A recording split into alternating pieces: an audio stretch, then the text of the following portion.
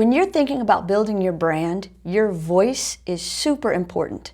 How you say things about yourself, about your products and services, about your customers, the world, those are going to really matter. The people who see the world the same way you do, they're going to be drawn towards you. The people who don't, they're going to be pushed away. Now, your first inclination might be to just pull back, be a little reticent, not wanting to really step out there because you don't want to push people away. But you can't be the right company for everybody.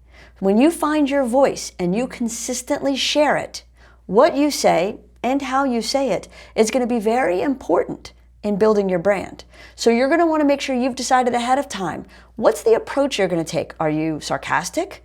Do you comment on world events? Do you get involved in your community? Do you use your power for good and share other things that are happening in the community through your channels? Do you find yourself in conflict? Sometimes something a company says can be in complete contradiction with something they've said before or they're going to say later. So you want to make sure you really capture your voice and maintain it consistently. There's literally almost nothing worse than being out there with what you're saying and then kind of crossing your wires and then being over there with what you're saying. Now all of a sudden your voice isn't you. You're starting to sound like a bunch of different people. Instead, find your voice. Make it so clear who you are and what you say that if you take the logo off, people will still know it's you.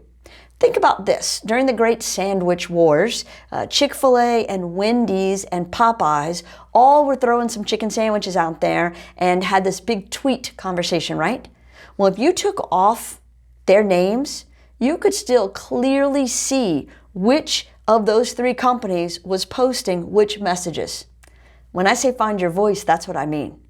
Because if you can look at your company's messages without their name attached and still know it's your company, you've done a very good job of establishing your voice.